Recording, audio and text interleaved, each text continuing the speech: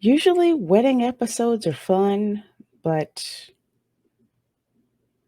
not when it comes to She-Hulk. Oh no, it's happening.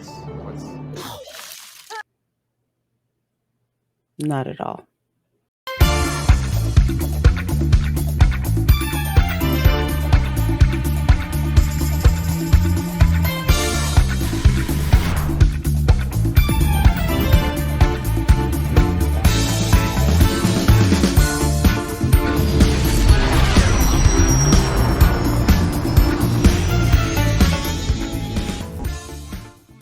Hello, hello, hello there, and welcome to my channel.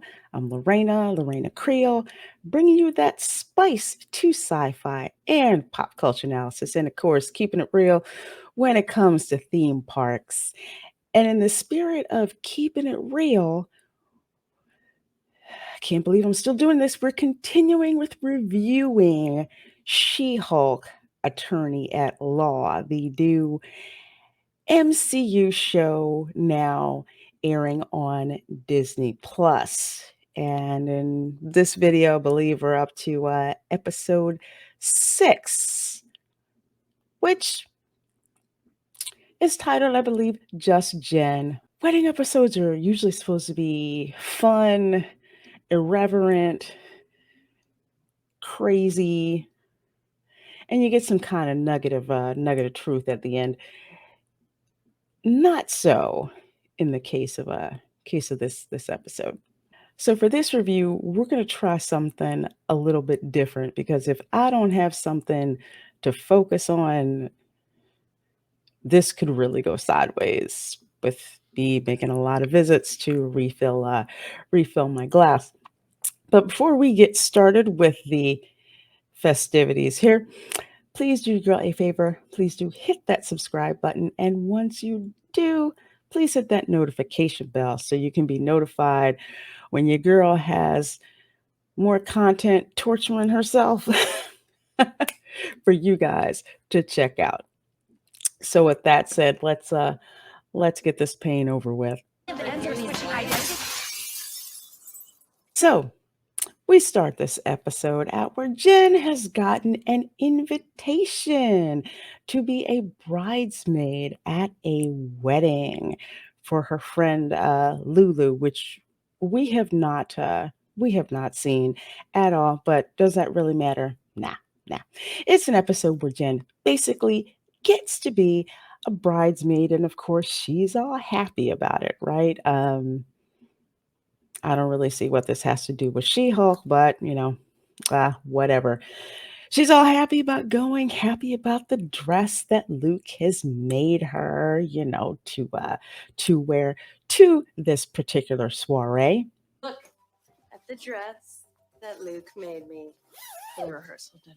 What? Oh my god! And then may I say that if this dress is any indication of Luke's fashion design skills, either he drank too much when putting this dress together, or the joke's on Jen. And I believe the second, because this polka dot hot mess is atrocious. But you didn't think Jen was going to go to the wedding as Jen, right? Because just Jen is boring, as we all know, because I don't freaking care about Jen at all. But she goes as She-Hulk in this ugly ass dress. But anyway, she goes, of course, to impress. And Lulu was none too impressed that she's there as She-Hulk because, obviously, like any bridezilla, you don't want to be upstaged by your bridesmaids. No, that's why you put them in ugly ass dresses, right? Yeah. And I do like how Lulu is pretty much like, yeah, whatever. Just be Jen. This is my wedding heifer. We need to recognize. No one's gonna be looking at me. All eyes are gonna be on you. It's your big day. I know it's my big day. I don't want you to be all hulky at my wedding. Which brings me to the B plot of this episode, which is way more interesting than the A plot. This week's superhero client of the week. I don't know if he's a superhero, but I have never freaking heard of this guy. Basically called Mr. Immortal. Didn't you say your name was Craig Hollis? It is, but I go by Mr. Immortal. It's pithier. So I'm not familiar with the comic, so I don't know who the heck he is. So perhaps somebody in the somebody can tell me there in the comments. However, Mr. Immortal has a little problem. See, he's basically a bigamist. And apparently, instead of divorcing his wives, he just basically, fakes his own, he just basically fakes his own death, which I guess if you're immortal, that is kind of fun, cruel, and funny at the same time. And oh yeah, apparently Mr. Immortal has a little issue dealing with conflict. After any of the ends are switching identities.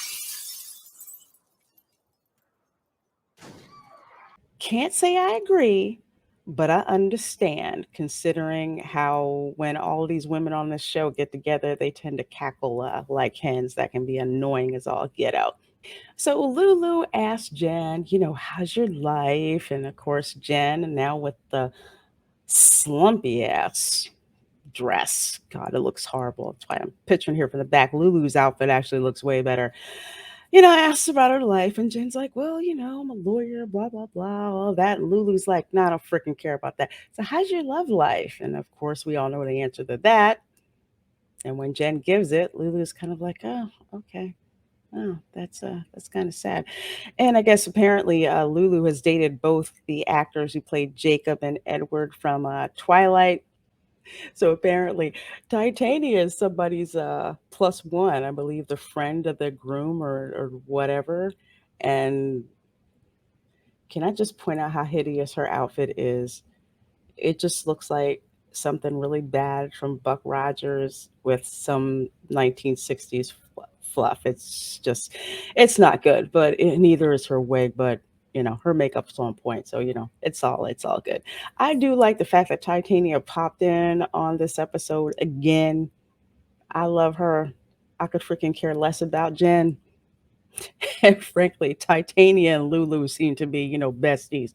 So I like that. Lulu, Team Edward or Jacob? Oh my, let it rest. You know I dated both those actors. What the hell?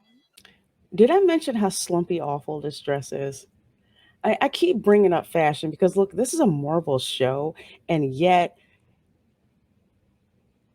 the outfits, the CGI, the costuming, it just looks freaking horrible. There's no excuse really for this. So I'm gonna keep bringing it up because yes, appearances are important. Don't insult me with bad freaking fashion on purpose. See? Not everything is about you, Jennifer. So Jen apparently meets a nice guy at the wedding. I kind of okay, well at the rehearsal actually. I kind of feel like telling dude to just run, run, run, run away as fast as you possibly can. But he seems pretty nice, so I hope nothing happens to him. Meanwhile, back to the plot I actually like. We got the ex-wives up in there, okay, to air their grievances, as in how dare Mr. Immortal just freaking fake his death. Apparently, Mr. Immortal has several different names that his wives and partner down at the end closest to us with the very, very sharp suit, they know him by different aliases. So this is kind of like a sticky, sticky, sticky situation. But don't worry. Attorney Mallory and Slick Nick, the paralegal, is going to help sort this all out. Apparently, Mr. Immortal has swindled them out of all kinds of stuff to fake his death. My favorite being boyfriend on the end, who had to put out $10,000 for a New Orleans style funeral.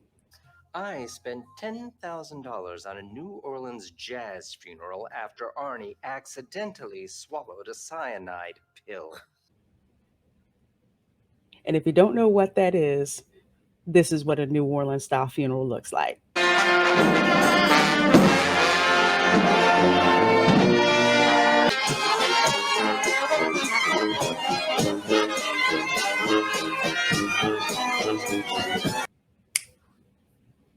Dude is all right in my book. I'd be kind of pissed if I put out that money too, but I digress. Now, the chick here in yellow is interesting. The reason why. So I already showed you the video where Mr. Mortal basically jumped out of a freaking window because he couldn't deal with the hen cackling. And, confrontation, of course. She apparently is the one that identified him because when Mr. Immortal, basically put himself back together after crashing into a security vehicle, somebody got that on video and, of course, put that up on a site called Intelligentsia, which is nothing more than basically 4chan and Reddit put together. I freaking kid you not. And one of the chicks actually said, oh, shouldn't say chicks. Yeah, I'm going to say chicks. One of these chicks actually said, oh, you mean the site for man babies? Make no mistake, men, that is a shot directly at you. Very intentional with extreme prejudice. I'm not too thrilled with that, and neither should you. Actually, correction, it was hateful man babies. So you should really, really be pissed at that. Was because of me. My friend sent me a link to a video posted on that site, Intelligentsia. The one for hateful man babies? Yep, that's the one. But anyway, back to Slick Nick and Attorney Mallory. Attorney Mallory, who I do like because she is a lot like your girl right here. I don't have a lot of time for BS. I'm just trying to do my job. I'm not trying to make friends with none of y'all. They've got a plan to help Mr. Immortal because he is in some seriously deep freaking crap. And it's only by the grace of God that he's not somewhere in pound you in the butt prison. Meanwhile, back at the A plot we don't care about, also known as the wedding, apparently Jen still has a problem standing up for herself and apparently somehow has been tasked with ironing the shirts that the groomsmen have been wearing because they've gotten them all sweaty playing Mario Kart. The last thing I've ever seen a guy do get sweaty is from playing Mario Kart. Who the heck is... I don't need to ask who's writing the stuff. I know who's writing the stuff. That was a stupid line. So we got the Chudster, aka Jen's brother, spinning the tunes. He's got the air horn, and all of that. So welcome to the bona fide wedding party part of the episode. So Jen has nothing to do for like 4 hours. So what does she do? Basically gets drunk by buying a bunch of alcoholic beverages at the Cash Bar. Lulu, that's a faux pas, having a cash bar at a wedding, don't you? Who the frick does that? Cheap ass people, that's who do that. Or maybe they know they have a bunch of alcoholics that come to their wedding, so they don't want to pay for... Either way, bad luck. No cash bar, just watered down alcohol. Oh, another thing that I forgot to add. Apparently, every one of the bridesmaids was paired up with the groomsmen except for Jen. And they tell Jen, guess what? You're going to be paired with Jonathan. Oh, Jonathan's great. You'll love Jonathan. Jonathan's the dog. And I'm sorry, not sorry. I have to say, that was probably the funniest thing in this episode was finding out that the groomsman that Jen got paired up with was a freaking dog. The dog is so cute, though. But I really feel bad for I feel bad for the dog. I really do. So thanks to Slick Nick, because that's what I'm gonna call her, Slick Nick. Slick Nick, the paralegal. Guess what? All the ex-wives are happy with the settlement that Mr. Immortal has offered. Well, I should back that up. Mr. Immortal kind of at first said, I'll just cash in stock from Apple I had from 81 and a whole bunch of money I got from the first wife that I married. I'm going to split it between all 8 of you. And of course, the argument is, I was married to him the longest. I had a child by that fool. I gave up my job. The arguments again. And of course, Mr. Mortal tried to jump out the window. Well, was on his way to try to do it. Mallory's like, oh, hell no, you're going to sit your ass right here. Slick Nick figured out a way to figure it all out, giving everybody something that they want and that they're happy with to call all of this a day. Did I mention how much I actually like the other characters better than Jen? That should not be the case. I just do. I like them. They're a heck of a lot more interesting. So after Jen decides to do some drunken confession to the quite handsome gentleman that she's talking to at the wedding, apparently all of that liquor didn't take too kindly to her dancing around and all of that, and basically she had to run out in the outside and barf all that stuff up in the bushes. Yeah, and wind up basically on her ass. Why? Because Titania came in there and kicked her square in the, well, I forget exactly where because I didn't care, but let's put it this way. Titania basically power kicked her.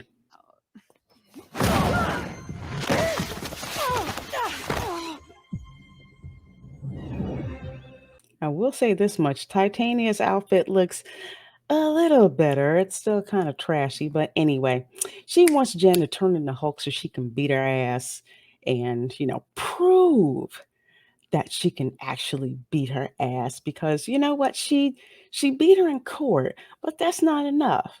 We need to have this superhero, super villain girl fight. We need to have that happen. And I'm all for that because I'm Team Titania. Let's get this fight on. But there's a little problem. See, Jen can't exactly turn into Hulk right away. And she tries, but it doesn't work, which is, I don't know, a little frustrating considering she doesn't seem to have a problem doing it before, but it's hard to do things when you're kind of drunk, isn't it? Oh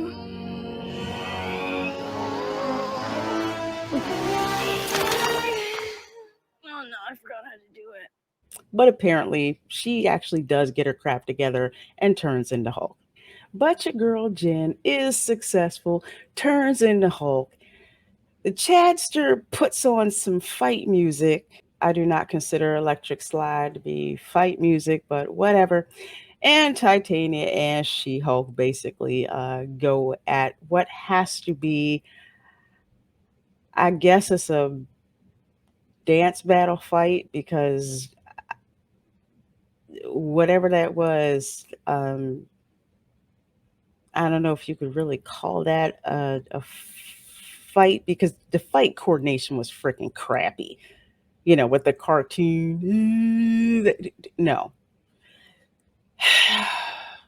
No. Anyone know how this fight ended?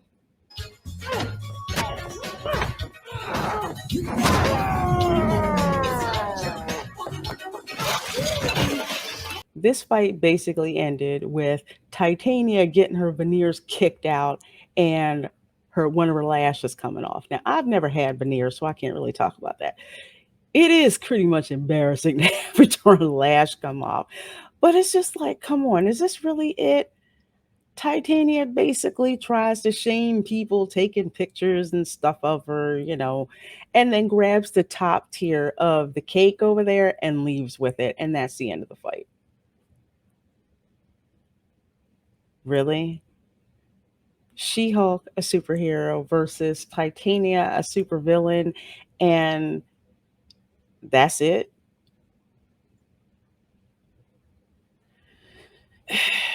Once again, people who don't know comics are writing this freaking show. And after all of this, after Bridezilla Lulu saying, you cannot show up as freaking Jen and upstage me. She's so drunk at this point in the wedding, she doesn't even freaking care. She's like, She-Hulk, I love you. Big boobies. Big boobies. I guess it's okay to remark on boobs if you're a woman, right?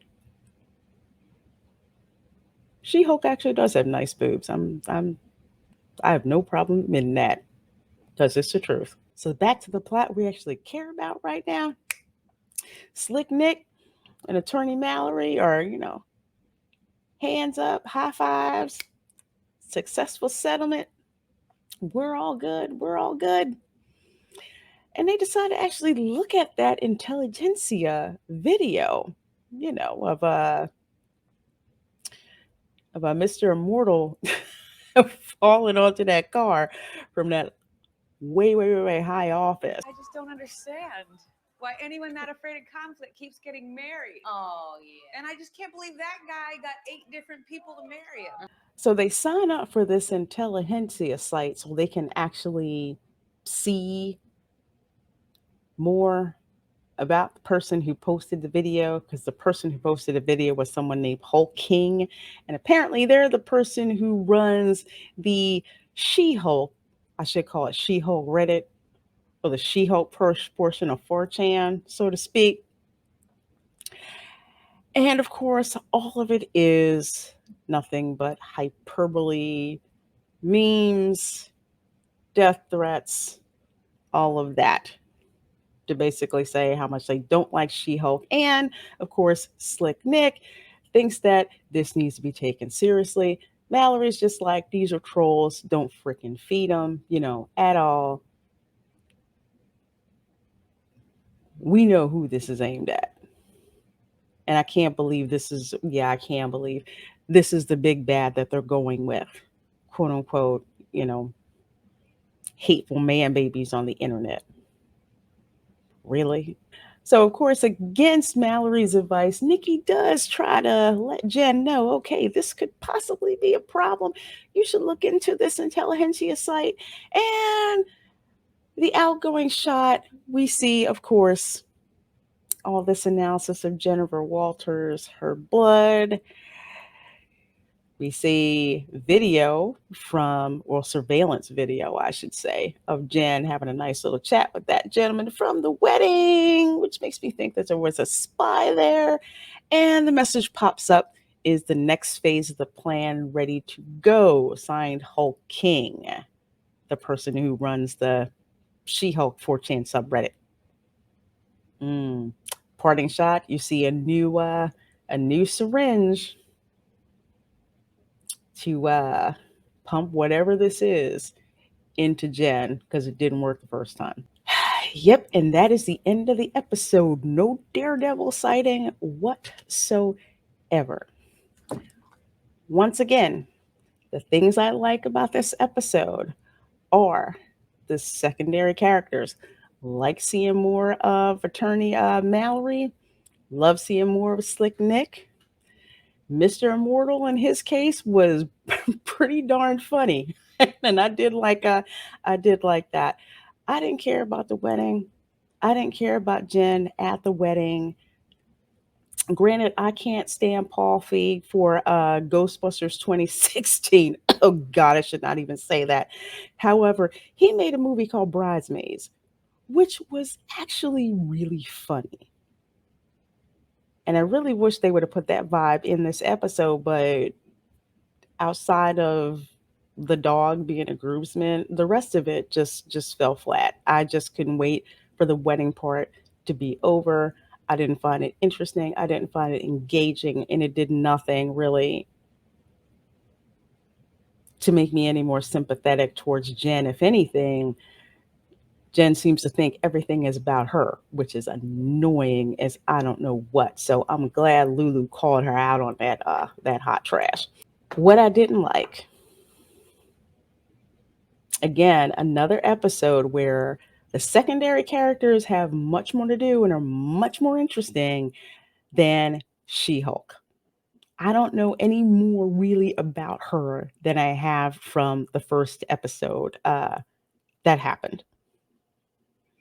Second, I don't like how freaking trashy Titania looks. And again, still, I really feel this is a dig at very feminine looking women. You notice Jen dresses like a freaking dumpster fire. That dress that she got from Luke still looks like crap. Everyone else, granted, the fashion is not the best. They look a little bit better, but it just seems that there's nothing about Titania except for what's on the surface. And if she's supposed to be a supervillain, y'all just screwed that up. And I really don't like it. I feel like this is a shot at quote unquote pretty girls. I could be wrong, but I don't think that I am. I'm not going for it.